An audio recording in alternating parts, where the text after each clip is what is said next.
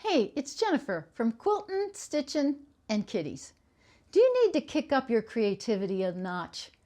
Quilters get enmeshed in these large projects, and halfway through they get just a little tired of them for a while. It's not that they don't want to finish them, they do, but then they put it aside to work on something else new because new and exciting is so fun.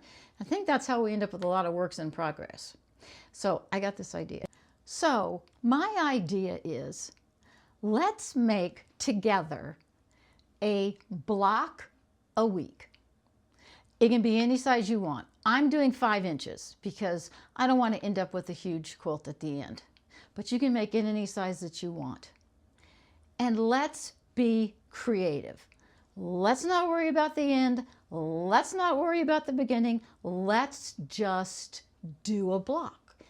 Anything you want, any color you want, any fabric you want, any technique you want, applique, EPP, piecing, embroidery, scrapping, anything that sounds fun to you at the moment. So that's what I'm going to do. And I've already started, and I'm going to show you a block a week. I think that will be a great incentive for me to do creative things, and hopefully it will give you some really good ideas. You can quit anytime you want. I'm shooting for 6 months or a year. And I think that if I miss a week, it won't be the end of the world. I can either catch up or I can just not do that week. But I think sometimes we just need to push ourselves into doing something fun and something different. So what did I do? I just went into my stash and I looked all around, all my different places, and I saw a piece of fabric and I went, okay, that's what I'm going to use this week. What am I going to do with it? So you know I love kitties. Now, I love dogs too, so please don't be offended. But I just love cats so much too. So I found this absolutely adorable cat fabric. And I thought, I want to highlight this. How can I do it? A square and a square. It's fun, it's easy.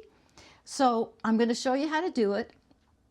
And this is not the one that I am going to be using. This was my practice. And I cut a 5-inch square. Then I found some more fabric for the corners. And I cut those corners at 2 3/4 inches. You take half the size of your square and add 1/4 inch.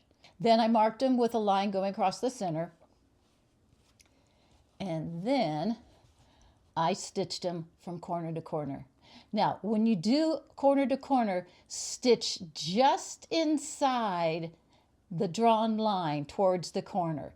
That allows that little bit of extra fabric that you need to fold your corner over so it fits perfect. Then after you're sure it fits, then cut it off at 1/4 inch with 1/4 inch seam towards the corner. And then press like crazy, and you've got what's called a square in a square. Now, it is a square. It's also a diamond because of the shape, but that they call this block typically a square in a square. So that was my practice one. I noticed I didn't like the way it cut off the kitty's face, so I looked very carefully at the next piece, and I found this absolutely adorable cat. I added the squares, and then I thought about, how do I want to finish this? Do I want to finish quilt each week? Do I want to sew it all together? And I decided, you know what? I'm going to quilt as you go, and then I'll sew it together by machine whenever I feel like it. The beginning, the end, whatever works. So I've shown you the quilt as you go technique before using the Daisy and Grace squares from Missouri Star. So you have the center square, which is the size that you cut originally, and then you have the outside, which is what you cut for the quilt as you go part.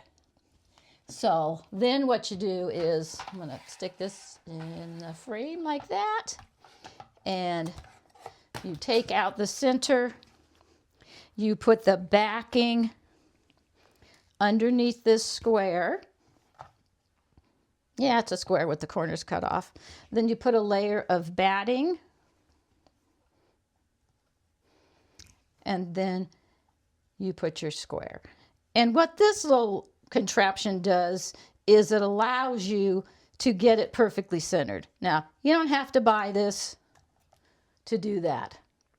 If you just want to go ahead and cut this background fabric, cut it at 6.5. So you get 3/4 of an inch all the way around. Then to finish the quilt as you go, you fold it in half, not quite to the seam, oops, and then fold it again so you can stitch across. And I've got a full video on it, and if I can figure out how to link it, I will link it for you. So I decided that I just pulled a layer cake from my stash and decided to use those as backings. My backings are going to all be different, but they'll all end up with the nicely little finished edge. And I thought, you know, this is going to be fun and wild, and I am so excited to get going on it. I couldn't wait. I have another project that I'm getting ready to show you, but I couldn't wait on this one. So if you're interested in doing this, I'm going to open up the Facebook group that I'm using for the 2025 temperature quilt to this too, because I thought it would be really fun for all of us to see what we're doing. And I'll put the link in the comments below. So if you've got any ideas for kind of blocks you'd like to see or try, let me know. Stick a comment in there. And let's let our creative juices just absolutely flow. Anything you want. Have fun. As always, thank you for watching, and I will see you again next week with Block 2. Take care of yourself. Keep on quilting.